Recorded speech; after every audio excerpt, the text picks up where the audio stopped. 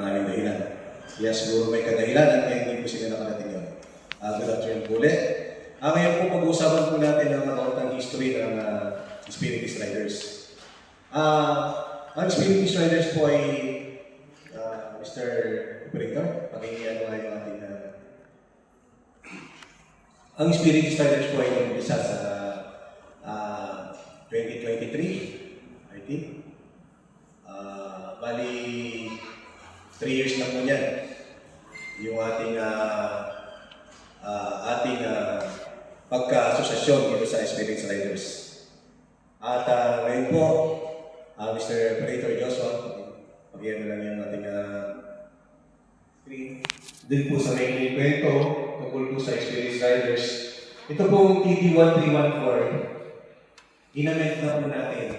So, nasa Security Exchange Commission, pinalitan na po natin ng N1 to 27. Kasi po, national, from District 1 to 27. Yun po, TD1314, i-delete na po natin yan. Inamend na po natin. So, nakalagay po lang kasi yan. Kasi, ang TD1314, 1,340 po kasi yan, hindi naman Tarlac District 1314 lang. Kasi po nung umpisa po kasi, alam po namin na kami mga founder, kami lang, District 1314. Hindi po namin expect na pupunta pa yan sa District 4, District 15, District 16, District 11, District 12. So, ang ginawa po namin yan, inamend na po namin. Kaya po sa bandila natin at saka sa mga logo natin yan, papalitan na po natin ng NT1 to 27. Dahil from District 1 to District 27, yan yung ilalagay natin. Okay? Ang maikling kwento po ng pagka-Spiritist Riders ay nagsimula, ayan po makikita nyo sa picture, yung mga banding ng mga pag may meeting, may anniversary, ulong, ayan po nagkakasama sila. Spiritist Riders,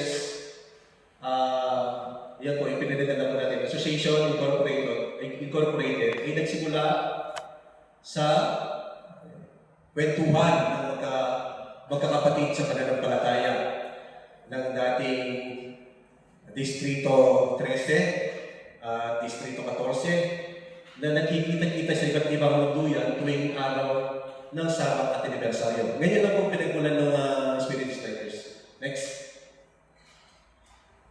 So, linggo ng Nobyembre, year 2022. Yan po, hindi pa po na pinag-uusapan pa lang po.